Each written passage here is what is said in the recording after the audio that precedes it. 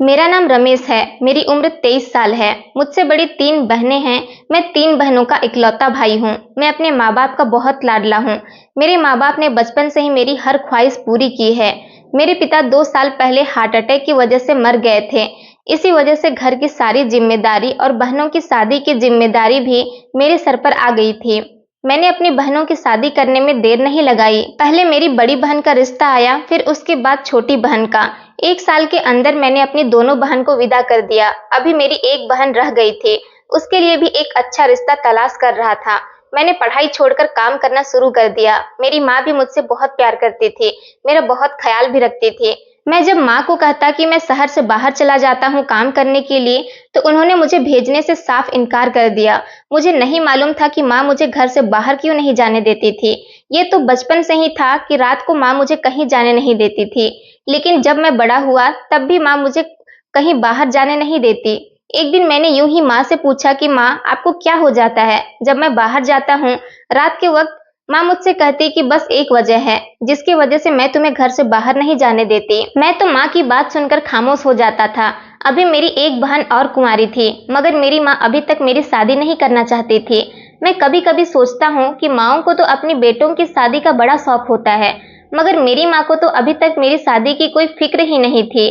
मैं तो बस माँ की इन पाबंदियों में फंस कर रह गया था। मैंने गहरी सांस ली। रात के वक्त मैं कमरे में बैठा हुआ था। अचानक ही मेरी तबीयत खराब होने लगी। मुझे घबराहट होने लगी और बेचैनी भी होने लगी। ऐसा लग रहा था जैसा मेरा दम घुट रहा है। मैं कमरे से बाहर आ गया। माँ अभी तक जाग रही थी। पहले तो कभी माँ इतनी रात तक नहीं जागती थी, मगर आज न जाने क्यों जाग रही थी। मैं आगे बढ़ के माँ के पास गया तो माँ मुझे देखते ही मेरी तरफ आकर परेशानी से पूछने लगी, रमेश तुम ठीक तो हो ना?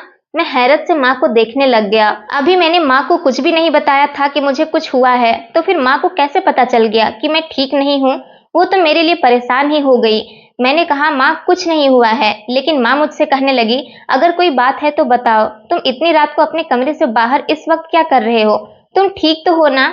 मैंने माँ की तरफ देखकर इनकार में सर हिला दिया। मेरी तरफ देखकर माँ कुछ सुकून से हुई, लेकिन कोई बात तो जरूर थी जिसकी वजह से मैं इतना परेशान हो गई थी। मैंने जब उनको कहा कि कुछ नहीं हुआ है, तब जाकर माँ को कुछ सुकून मिला और वो कमरे में चली गई। लेकिन मुझे खुद अपनी हालात का पता नहीं था कि मुझे क्या हो रहा था। कुछ भी समझ नहीं आ रहा था। काफी देर तक मैं बाहर ही टहलता रहा। फिर मैं अपने कमरे में आ गया और लेटकर सो गया। रात को न जाने किस वक्त मेरी आंख खुली। मैंने देखा कि माँ मेरे पास ही थी। मैंने हैरत से माँ की तरफ देखा जो मेरे पास बैठी हुई थी। माँ को कुछ दिनों से न जाने क्यों मेरी इतनी फिक्र लगी हुई थी। मैंने हैरत से माँ की तरफ देखा और कहा, माँ आप इतनी देर को यहाँ पर कैसे और क्यों मेरे पास बैठी हुई हो? आप अभी तक सोई नहीं? अब आप सो जाओ माँ अपने कमरे में जाकर, मैं ठीक हूँ। माँ ने मेरी तरफ देखा और कहने लगी, मुझे तुम्हारी फिक्र हो रही थी। मैंने कहा, क्यों, मुझे क्या हुआ है? मैं तो बिल्कुल ठीक हूँ, आप आराम से सो जाओ। उन्होंने मुझसे कहा, ठीक है मैं चली जाती हूँ, तुम अपना ख्याल रखना। तो माँ उठकर चली गई। मुझे ऐसा लग रहा था जैसे मुझे बुखार हो रहा है और मेरे सर में बहुत तेज दर्द हो रहा था। अगले दिन तक मुझे बहुत तेज बुखार हो गया। माँ ने मुझे कहा कि वो किसी तांत्रिक बाबा से मेरे लिए कुछ ले आएंगे। मैंने माँ से कहा कि क्यों, मुझे ऐसा क्या हो गया? पहले भी तो बुखार हो जाता था, तांत्रिक बाबा के पास जाना जरूरी है क्या? तभी माँ ने मुझे डांट कर खामोश कर दिया और जबरदस्ती मुझे उस तांत्रिक के पास ले गई। वो बाबा मुझे अजीब सी नजरों से घूर रहा था। उसने मुझे एक गिलास पानी का दिया। जैसे ही मैंने वो पिया, उसके बाद मुझे कोई होश ही नहीं रहा। जब मेरी आंख खुली तो मैं एक कमरे में अकेला था। माँ भी कमरे में नहीं थी। मैंने माँ को आवाज दी तो माँ कमरे के अंदर आई। मैंने माँ से कहा, ये कौन बाबा था? माँ मुझे कहने लगी, इन्होंने एक दवाई पिलाई थी जिससे तुम जल्दी ठीक हो जाओगे। मैंने इनकार से सर हिलाया क्योंकि मुझे इन सब पर कोई भरोसा नहीं था। मैं इन मनगढ़ंत लोगों को नहीं मानता था। इस वजह से माँ कमरे से चली गई। उस दिन के बाद माँ का अजीब सा रवैया हो गया था। मैं जब भी उन्हें कुछ कहता तो वो काम को उल्टा कर देती थी। अब तो मेरी कोई भी बात नहीं सुनती थी। जब भी उन्हें कहता कि मुझे कहीं जाना है तो गुस्सा कर जाती थी। मुझे तो उनका कुछ समझ ही नहीं आ रहा था कि आखिर उनको हो क्या गया है। एक दिन ऐसे ही मुझे गुस्सा आ गया और मैंने माँ को गुस्से में कह दिया कि आप मेरी कोई बात सुनती ही नहीं हो, आप मेरी कोई बात मानती नहीं हो। मुझे भी अब आपसे कोई बात नहीं करनी है। उस दिन के बाद माँ मुझसे कहने लगी कि वो जल्द से जल्द मेरी शादी करना चाहती है। मैं तो उनकी ये बात सुनकर चौंक ही गया था कि कभी उन्होंने मेरी शादी का जिक्र तक नहीं किया था और अब वो मेरी शादी करने की बात कर रही है।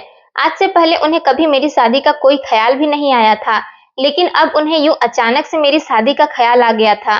मुझे तो कुछ समझ नहीं आ रहा था कि माँ की सारी बातें मेरी समझ से बाहर थी। अचानक मेरी शादी क्यों करना चाहती है? एक दिन मैं खाना खा रहा था और माँ मेरी बहन के साथ फोन पर लगी हुई थी। उसे बता रही थी उन्हें जैसी लड़की ढूंढनी थी ढूंढ ली है, अब बस दुआ करना कि घर वाले मान जाएं।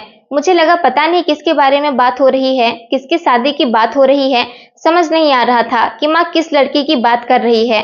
जब माँ फोन काटकर मेरे पास आकर बैठी, तब मैंने उनसे पूछा कि आखिर किसके रिश्ते की बात हो रही थी। माँ ने मुझे बताया कि मेरे मामा के एक दोस्त की बेटी है जो बहुत ही सुंदर है, उसी के रिश्ते के बारे में बात हो रही थी, वो भी मेरे लिए। मैं चौंक गया। उसके रिश्ते की बात तो पहले भी चली थी, लेकिन माँ को तो और लड़कियां देखने की फुर्सत ही नहीं थी। वो तो बस एक ही लड़की के पीछे पड़ गई थी। हजारों लड़कियां थी, मगर माँ को वही एक लड़की चाहिए थी और माँ उसी के साथ मेरी शादी करना चाहती थी। एक दिन मेरी बहन से बात हुई थी। मैंने उससे कहा कि मुझे भी वो लड़की दिखाओ जो माँ ने पसंद की है और उसी के साथ मेरी शादी करना चाहती है। आखिर मैं भी तो देखूं कि वो लड़की कौन है जिसके सिवा माँ को कोई दूसरी लड़की पसंद नहीं आती। मेरी बहन कहने लगी, भैया माँ ने हमें सख्ती से मना किया है कि आपको वो लड़की नहीं दिखानी है, कुछ भी हो जाए। मैंने हैरत से कहा, क्यों भाई? शादी से पहले तो मैं एक बार लड़की को देखूंगा ही। ये माँ की कैसी जिद है? क्या अब मैं लड़की को भी नहीं देख सकता? अपनी बहन की बात सुनकर मुझे हैरानी हो रही थी। वो मुझे सख्ती से मना कर रही थी कि कुछ भी हो जाए लड़की नहीं दिखानी है भैया को। आखिर ये क्या बात हुई थी? मेरी जिसके साथ शादी होनी है उसे देख भी नहीं सकता? ये बात बहुत अजीब थी। मुझे इस बात का मतलब बिल्कुल भी समझ नहीं आ रहा था। मैं कोई पागल था जो बिना देखे ही लड़की से शादी कर लेता? रात का वक्त था, मैं कमरे में बैठा हुआ था। मुझे कुछ समझ नहीं आ रहा था कि मैं क्या करूं। आखिर में मैं वहां से उठा और माँ के कमरे में चला गया। वो मुझे देखकर कहने लगी, क्या हुआ है? तुम परेशान लग रहे हो। माँ के पास जाकर मैं बैठ गया और मैंने माँ को कहा कि मुझे बताइए, आप मेरी शादी किसके साथ कर रही हैं? मुझे उस लड़की को देखना है। माँ मुझे देखकर कहने लगी, क्या हो गया है अचानक से तुम्हें? मैंने बस एक बार कह दिया ना कि जिस लड़की के साथ मैं तुम्हारी शादी करना चाहती हूँ तुम उसे नहीं देख सकते। मैंने हैरत से कहा, क्यों नहीं देख सकता? कोई तो वजह होगी। लेकिन माँ ने मुझे कहा कि वो मुझे किसी भी कीमत पर नहीं दिखाएंगे। मुझे कुछ समझ नहीं आ रहा था कि माँ को क्या कहूँ। मैं अपने कमरे में आ गया और सोचा, चलो जब शादी होगी तब भी मैं उस लड़की को देख लूंगा कि आखिर मेरी माँ ने मेरे लिए कौन सी हूर की परी पसंद की है जो उन्होंने मुझे दिखाई तक नहीं, और इसी से मेरी शादी भी करवाने वाली है। माँ मेरी शादी को तैयारी कर रही थी। माँ को न जाने अब अचानक से मेरी शादी की क्या जल्दी थी। धीरे धीरे मेरी शादी का वक्त आ गया और आज मेरी मेहंदी की रस्म थी, लेकिन माँ मुझे अपनी शादी से कुछ खुश नजर नहीं आ रही थी। वो मुझे परेशान परेशान सी लग रही थी। मैंने माँ से पूछा कि आपको क्या हुआ है, लेकिन उन्होंने मुझसे मना कर दिया कि उन्हें तो कुछ भी नहीं हुआ है। जब फंक्शन खत्म हुआ तो मैं कमरे में आ गया। मुझे ऐसा लग रहा था जैसे मेरा दम घुट रहा है। मुझे न जाने क्या हो रहा था। मैंने पानी पिया, मगर फिर भी न जाने क्या हो रहा था। मैं माँ के कमरे में आ गया। मुझसे चला तक नहीं जा रहा था। मैं बहुत मुश्किल से माँ के कमरे तक गया। माँ मुझे देखकर हैरान हो गई थी और कहने लगी, क्या हुआ है? क्यों तुम परेशान हो? मैंने माँ को कहा, मुझे न जाने क्या हो रहा है, मुझे कुछ समझ नहीं आ रहा कि मैं क्या करूं। मेरी तबीयत कुछ ठीक नहीं लग रही। माँ मुझे परेशानी से पूछने लगी, क्या हुआ है, कुछ तो बताओ। मैं वहीं पर माँ के पास बैठ गया और गहरी सांस लेने लग गया। माँ मुझसे कहने लगी, परेशान मत हो बेटा, कुछ नहीं होगा। माँ ने अलमारी में से कुछ बोतल निकालकर मुझे दी और कहने लगी, ये पानी पी लो। मैंने माँ को हैरत से देखा और कहा, ये पानी किसने दिया है आपको? माँ ने कहा, ये तांत्रिक बाबा ने दिया है। माँ की बातें सुनकर मैंने गुस्से में कहा, मुझे नहीं पीना। जब आप जानती हैं कि मुझे इन सब बातों पर यकीन नहीं है तो मैं क्यों पीऊं? तो फिर माँ मुझसे कहने लगी, एक बार पी लो, कुछ नहीं होता। माँ की बात सुनकर मैंने पी लिया और माँ ने मुझे मेरे कमरे में भेज दिया। मैं कमरे में आ गया और वहां पर आकर लेट गया। अब मुझे कुछ सुकून मिल रहा था और मैं सो गया। फिर मेरी पूरी रात आंख नहीं खुली, सुबह के वक्त ही खुली। आज मेरी बारात थी और मेरा मूड भी काफी फ्रेश सा लग रहा था। पहले तो मुझे थोड़ी कमजोरी सी लग रही थी, लेकिन बाद में सब कुछ ठीक हो गया। जब मैं कमरे से बाहर निकला तो माँ आंगन में ही बैठी हुई थी। माँ मुझे कुछ परेशान लग रही थी। सुबह सुबह न जाने माँ किधर जा रही थी, मुझे तो कुछ समझ नहीं आ रहा था। काफी वक्त बाद माँ घर को वापस आ गई थी। जब मैंने उनसे पूछा, आप कहाँ गई थी, तो उन्होंने मुझे कुछ भी नहीं बताया। मैंने गुस्से से कहा कि आप मुझे कुछ भी नहीं बताती। आखिरकार मेरी शादी हो गई और हम दुल्हन को विदा कर घर ले आए, लेकिन न जाने क्यों मैंने अभी तक उस लड़की को नहीं देखा था और मेरा कमरे में जाने को दिल भी नहीं कर रहा था। आखिर जाना तो था ही। थोड़ी देर के बाद मैं कमरे में गया। सामने ही वो बेड पर घूंघट ओढ़कर बैठी हुई थी। मैं उसके पास जाकर बैठ गया। काफी देर तक बैठा रहा। आखिर मैं अपनी हिम्मत करके उसका घूंघट उठा ही लिया, लेकिन मैं तो उसको देखकर दंग ही रह गया। वो बहुत ही खूबसूरत थी। मैं उसके चेहरे से नजर नहीं हटा पा रहा था। वो भी मेरी तरफ ही देख रही थी, जैसे वो मुझे देखकर कुछ कहेगी। फिर उसने मुझसे कहा, मैंने आपको पहले भी कहीं देखा है। मैंने मुस्कुराते हुए कहा, कहाँ देखा है? मैं तो आपको पहली बार देख रहा हूँ। मैंने तो आपको पहले कभी नहीं देखा। वो मेरी ये बात सुनकर मुस्कुराई। वो मुझे बहुत अच्छी लग रही थी। उसकी बातें करने का अंदाज भी बहुत अच्छा था और उसकी आवाज भी बहुत खूबसूरत थी।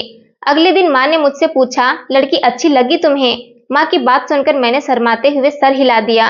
कुछ दिन बाद मैंने अपनी पत्नी में एक अजीब सी बात महसूस की कि रात के वक्त वो कमरे में बेचैन हो जाती थी, जैसे उसका दिल बाहर जाने को करता था।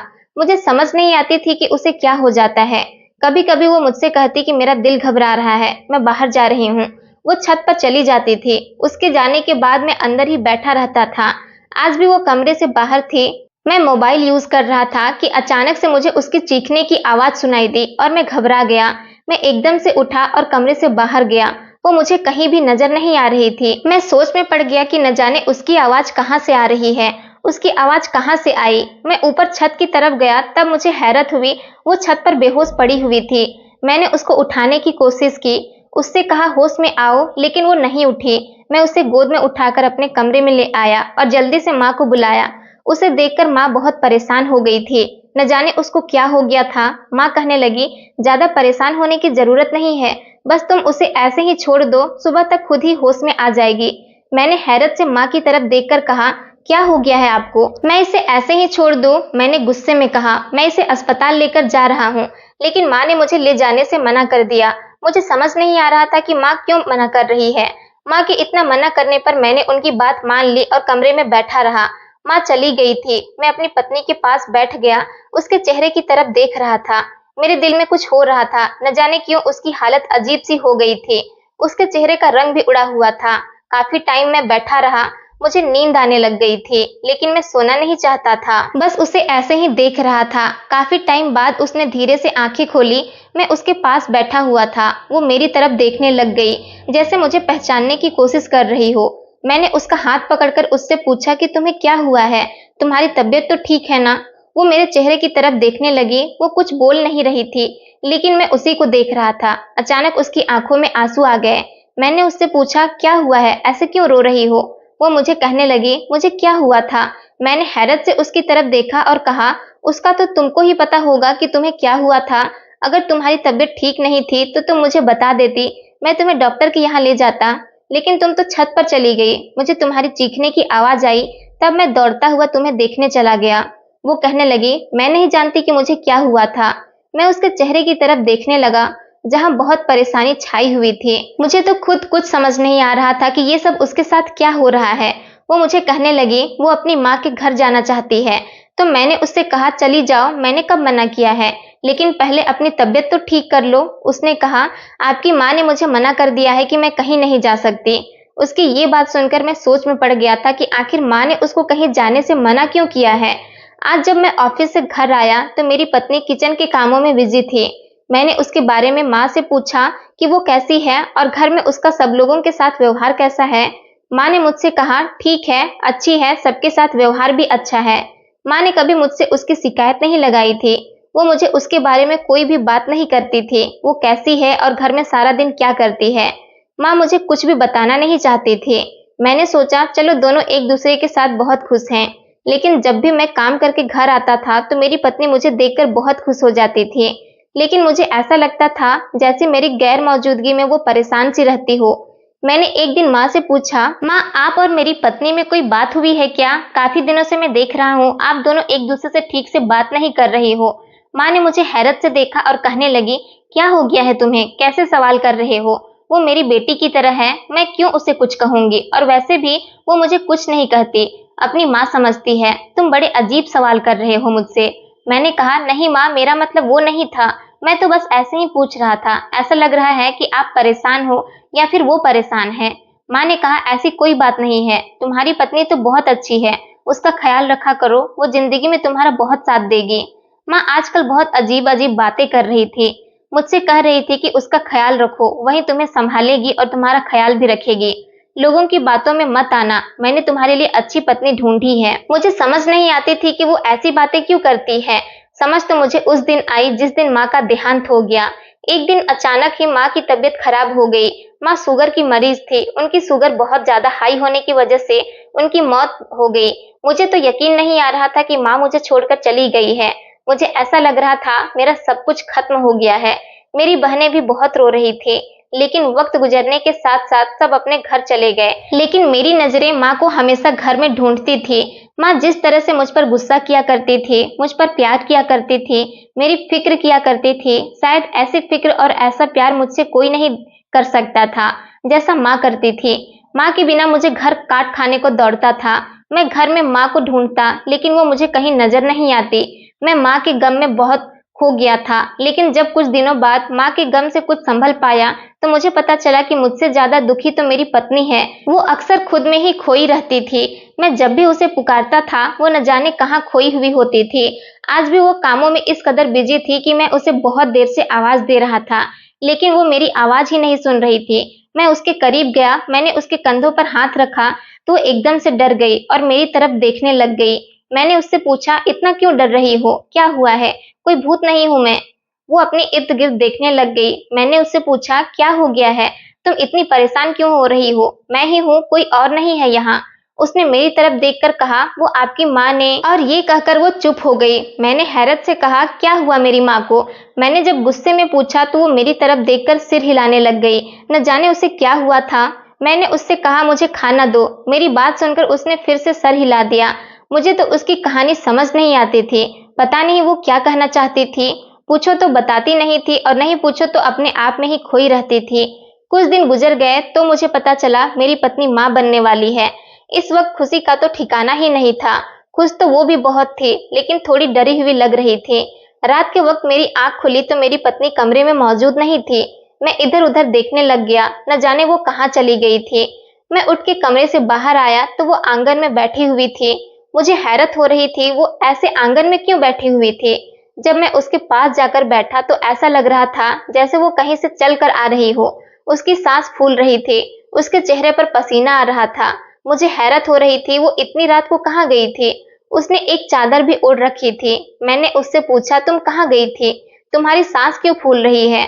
वो मुझे देखकर कहने लगी, मैं तो कहीं भी नहीं गई थी। मैंने कहा, फिर ये सब क्या हो रहा है तुम्हें? तुमने काली चादर क्यों ओढ़ रखी है और तुम्हारी सांस भी फूल रही है? इससे साफ पता चल रहा है कि तुम कहीं बाहर गई हुई थी। वो कहने लगी, नहीं मैं कहीं नहीं गई थी, मुझे कहाँ जाना था। मैं कहीं भी नहीं गई थी, ना ही मुझे कुछ पता है। मैं तो बस ऐसे ही कमरे से बाहर आकर बैठ गई। कमरे में मेरा दम घुट रहा था और दिल भी घबरा रहा था, और अभी सर्दी लग रही है, इसी वजह से मैंने ये चादर ओढ़ रखी है। उसकी बात सुनकर मैं तो हैरत में चला गया, लेकिन उसे इतनी गर्मी में ठंड क्यों लग रही थी, ये बात मुझे बहुत अजीब सी लग रही थी। मैं उसे कमरे में लेकर आ गया, उसके चेहरे की तरफ देखने लगा। वो बहुत घबराई हुई लग रही थी। मैंने उसका हाथ पकड़ा तो उसके हाथ बिल्कुल ठंडे पड़ रहे थे। मैंने उसको फिर पानी दिया, वो पानी पीकर सो गई। मैं कमरे से बाहर आ गया और उसके बारे में सोचने लग गया। जब से मुझे उसके बारे में पता चला था कि वो माँ बनने वाली है, उसके बाद से वो बहुत अजीब हो गई थी। मुझसे दूर दूर भी रहा करती थी। मुझे कभी कभी ऐसा लगता था जैसे वो मुझसे दूर ही रहना चाहती है, शायद वो मेरे पास नहीं रहना चाहती। मेरी तो कुछ समझ नहीं आ रहा था कि मैं इसका क्या करूं, लेकिन मुझे उससे मोहब्बत हो गई थी। मैं उस पर गुस्सा भी नहीं करना चाहता था, ना ही उससे कोई बात बोल पाता था। मुझे बहुत बुरा लगता था जब मैं उसे डांटता या फिर उससे कुछ कहता था। कुछ देर बाद जब मैं कमरे में गया तो मुझे ये देखकर हैरत हुई कि वो अपने ऊपर पानी डाल रही थी। मैंने गुस्से में कहा, ये क्या कर रही हो, पागल हो गई हो क्या? वो अपने ऊपर ठंडा पानी न जाने क्यों डाल रही थी। वो मुझे कहने लग गई, मुझे बहुत गर्मी लग रही थी तो इसलिए मैं ये पानी डाल रही हूँ। मैंने उसे पानी डालने से मना किया, लेकिन वो तो अपने ऊपर पानी लगातार ही डाले जा रही थी। मैंने गुस्से में कहा, रुक जाओ पागल लड़की, ये क्या पागलपन है, बंद करो ये सब। उसने सारा पानी अपने ऊपर डाल लिया। मैं तो कमरे का बुरा हाल होता देख रहा था। वो गहरी सांस लेने लग गई। मुझे कुछ समझ नहीं आ रहा था कि मैं उसका क्या करूं। मैं उसकी बाजू पकड़कर दूसरे कमरे में ले गया और उससे कहा, बैठो यहाँ, बैठकर आराम करो। इतनी रात को न जाने क्या पागलपन तुम्हें सूझ रहा है। उसके बाद मैंने उससे कहा जाओ जाकर अपने कपड़े चेंज करो और हम दूसरे कमरे में जाकर सो गए। सुबह हुई तो मेरी पत्नी किचन में खड़ी नाश्ता बना रही थी। मैं उसकी तरफ देख ही रहा था। वो बहुत संजीदगी से अपने काम में मगन थी। मैं एकदम से उसे बुलाया तो वो डर गई और अचानक ही कुर्सी पर बैठ गई। मुझे हैरत हुई। मैंने इतनी ऊंची आवाज में भी उससे नहीं बुलाया था कि वो इतना डर गई। मैंने कहा तुम ठीक तो हो? वो नहीं में सर हिलाने लगी और कहने लगी मुझे नहीं लगता कि मैं कभी ठीक भी हो सकती हूँ या नहीं। मैं बहुत गलत हूँ। मुझे उसकी बात समझ नहीं आ रही थी कि आखिर वो क्या कहना चाहती है। खैर मैं ऑफिस चला गया और काम में इतना बिजी हो गया था कि मुझे किसी चीज की खबर ही नहीं रही। जल्दी से सारा काम करने के बाद मैं घर की तरफ रवाना हो गया। घर आया तो देखा मेरी पत्नी गहरी नींद में सोई हुई थी। फिर वो काफी टाइम बाद उठी। मुझे देखकर हैरान हो गई और कहने लगी आप इतनी जल्दी घर कैसे आ गए?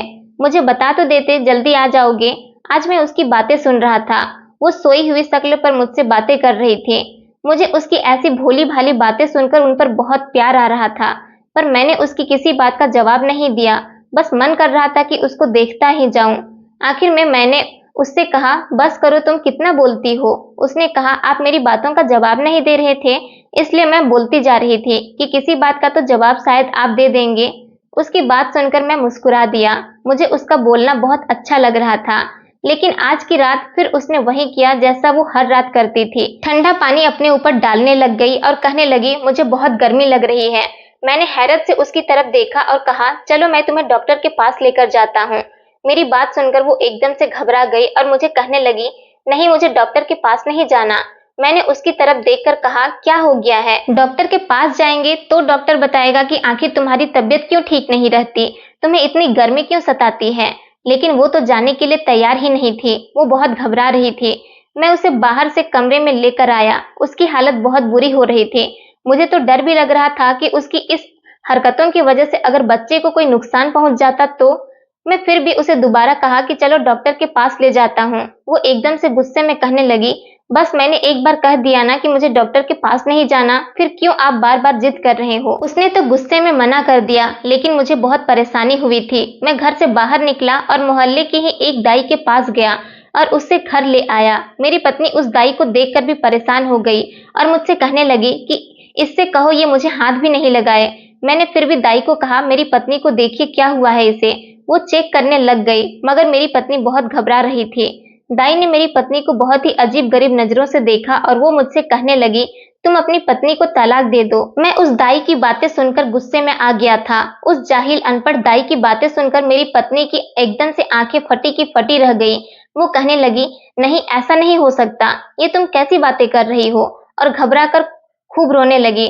मैंने अपनी पत्नी को चुप कराया और उस दाई की बातें सुनकर मेरे तन बदन में आग लग गई। मैंने उसे बहुत बातें सुनाई और कहा गलती हो गई जो आपको घर में लेकर आ गया, जाइए आज के बाद इस घर में मत आना। मैंने गुस्से में दाई को भेज दिया और उसे बहुत सारी बातें भी सुनाई। मेरी पत्नी उस दिन मेरे साथ चिपक गई और रोते हुए मुझे कहने लगी आप कभी भी मुझे मत छोड़ना। मैं हैरत से उसकी तरफ देख रहा था। वो बुरी तरह से कांप रही थी। मैंने उससे कहा कुछ नहीं होता, मैं पास हूं ना तुम्हारे, मैं भला तुम्हें कैसे छोड़ सकता हूँ। मैंने उसके आंसू साफ किए। न जाने वो क्यों इतना डर गई थी कि उसके हाथ भी कांप रहे थे। मैंने प्यार से उससे कहा कुछ नहीं हुआ है, मैं तुम्हारे पास ही हूँ। आज के बाद किसी भी दाई को घर नहीं लेकर आऊंगा। अब वो मुझे कुछ सुकून सी लग रही थी। उसे तो मैं सुकून दिला दिया था, लेकिन मुझे खुद बहुत ही ज्यादा अजीब लग रहा था उस दाई का इस तरह से कहना। आखिर वो क्या कहना चाहती थी, उसका क्या मतलब था? उसने ऐसा भी क्या देखा मेरी पत्नी में जो ऐसी बात कही? उसकी बात सुनकर मुझे अब परेशानी होने लग गई थी। मुझे कुछ भी समझ नहीं आ रहा था कि अब मैं क्या करूं और क्या ना करूं। मैं कभी अपनी पत्नी को डॉक्टर के पास ले जाने को कहता हूं तो उस पर भी वो मुझसे गुस्सा करती है, कहती है उसे कहीं भी नहीं जाना। लेकिन न जाने क्यों वो कहीं भी नहीं जाना चाह रही थी। कोई तो वजह थी जो वो किसी डॉक्टर के पास भी नहीं जा रही थी। कुछ दिन बाद जब वो उस बात को भूल गई तो मैंने उससे कहा चलो आज हम कहीं बाहर घूमने चलते हैं। वो तो बाहर जाने के लिए भी नहीं मान रही थी। मैंने उसे बड़ी मुश्किल से मनाया और उसे लेकर बाहर आ गया। थोड़ी देर बाद मैं उसे बातों बातों में बहाने से अस्पताल तक ले गया। अस्पताल देखते ही वो बहुत घबरा गई थी और मुझे कहने लगी आप मुझे अस्पताल क्यों लेकर आए हैं, मुझे तो घर जाना है। मैंने गुस्से में कहा अब तो तुम्हें अस्पताल ही जाना होगा मेरे साथ। मैं उसे अस्पताल के अंदर ले गया और डॉक्टर को उसके बारे में सब बता दिया। डॉक्टर मेरी पत्नी को अजीबोगरीब नजरों से देख रही थी। जब डॉक्टर रूम से बाहर आई और मुझे देखकर कहने लगी, क्या आपकी पत्नी है? मैंने सीरियस होकर उनकी तरफ देखकर कहा, जी मैं लाया हूँ तो मेरी पत्नी ही होंगी। वो मुझे कहने लगी कि आपकी पत्नी का ये इलाज नहीं है, इनका तो कोई और ही इलाज है। लेकिन बाकी बातें मेरे दिमाग में बैठ गई थी। मेरी पत्नी मुझसे पूछने लगी, क्या हुआ है, डॉक्टर ने क्या कहा है? मगर मैंने अपनी पत्नी से झूठ कहा, नहीं उन्होंने तो मुझे कुछ भी नहीं बताया, बस इतना कह रहे थे कि आपकी पत्नी काफी कमजोर है, इनका ख्याल रखा करो। वो मुझे देखे जा रही थी और कहने लगी, आप झूठ क्यों बोल रहे हो? उसकी बात सुनकर मैंने कहा, नहीं ऐसा कुछ नहीं है। फिर हम लोग घर आ गए, लेकिन फिर से उसने वही काम किया। आज मुझे बहुत गुस्सा आ गया, मैं पानी उठाकर फेंकने लग गया। तो ये देखकर मुझे बहुत हैरत हुई, जैसे पानी में किसी बुढ़े शख्स के बाल हों। मैं हैरत से वही पानी देखने लगा। वो डरते हुए मेरी तरफ देख रही थी। मैंने उसका बाजू पकड़ा और गुस्से में उसे पकड़कर कमरे में लाया और बेड पर फेंकने वाले अंदाज में बिठाया। वो डरती हुई मुझे देखने लग गई। मैंने गहरी सांस ली और उससे कहा, मेरी तरफ देखो और बताओ तुम्हारे दिमाग में क्या चल रहा है? मैंने गुस्से में कहा। उसने एकदम से मेरा बाजू पकड़ लिया और रोने लग गई। मैंने गुस्से में कहा, मुझे बताओ। वो कहने लगी, आपकी माँ ने मना किया था। मैंने हैरत से कहा, क्या मतलब, क्या मना किया था माँ ने तुम्हें? माँ तो अब इस दुनिया से चली गई है। वो मुझसे कहने लगी, मैं सब बताती हूँ, जैसा आप हैं वैसे मैं भी हूँ। मैंने हैरत से कहा, क्या मतलब है? मैं कुछ नहीं समझा, मैं कैसा हूँ? वो मुझे कहने लगी, आप एक तांत्रिक का इलाज करने के बाद पैदा हुए थे, मैं भी उन्हीं के इलाज से पैदा हुई थी। आपकी माँ उस तांत्रिक के पास जाकर अपना इलाज करवाया करती थी। आप भी अक्सर रातों को ऐसे ही डरा करते थे जैसे मैं डरती हूँ। उस तांत्रिक बाबा ने कहा था कि आपकी माँ को आप जैसी लड़की से ही आपकी शादी करनी होगी, और यही वजह थी जो आपकी माँ ने आपकी शादी मुझसे करवाई। शादी से पहले जैसे आपकी तबीयत खराब रहती थी, वैसे ही तबीयत मेरी भी खराब रहती थी। हम दोनों की हालत एक जैसी ही थी। जब हमारी शादी हुई थी तब आपकी माँ ने मुझसे कहा था कि जिंदगी में कुछ भी हो जाए, कोई भी अच्छी खबर हो या बुरी, उस तांत्रिक के पास जरूर जाना। उस बाबा ने मुझसे कहा था, उन्होंने मुझसे कहा, अगर तुम किसी दाई के पास जाओगी या डॉक्टर के पास जाओगी तो वो तुम्हें गलत ही समझेंगे। इसी वजह से 9 महीने से पहले किसी के पास मत जाना। मैंने अपनी पत्नी की बातें सुनी और गहरी सांस भरी। अब मुझे माँ की बातों की भी और उनके रवैया की भी समझ आ रही थी कि वो मुझे क्यों उस बोतल का पानी पिलाया करते थे। उसने मुझे बताया कि ये पानी भी उन्होंने ही उसको डालने के लिए कहा था। वो बताते हुए बहुत रोने लग गई थी। मैंने उसे अपने सीने से लगा लिया और कहा, रोना बंद करो, सॉरी मैं तुम्हें गलत समझ बैठा था। वो बुरी तरह से रोए जा रही थी। मैंने उसके आंसू साफ किए और फिर सॉरी कहा। वो मुझे कहने लगी, आप भी अपनी जगह बिल्कुल ठीक थे, आपकी जगह कोई और भी होता तो मुझे पागल ही समझता। मुझे लगा था कि आपकी माँ ने आपको सब बता दिया होगा, इसी वजह से मैं आपको कुछ भी नहीं बताना चाह रही थी। मैंने उससे कहा, चलो अब सब कुछ बता दिया है ना, अब कभी तुम पर शक नहीं करूंगा। उसके बाद मैं उसका बहुत ख्याल रखता था। फिर हमारे घर एक बहुत प्यारी सी बेटी ने जन्म लिया और हम अपनी जिंदगी में बहुत खुश हैं। दोस्तों, उम्मीद करती हूँ आपको हमारी कहानी पसंद आई होगी। कहानी पसंद आई है तो वीडियो को लाइक करें, चैनल पर नए हैं तो चैनल को सब्सक्राइब करें और हाँ, नोटिफिकेशन बेल को जरूर दबाएं ताकि अगली अपडेट सबसे पहले आपको मिले। धन्यवाद दोस्तों।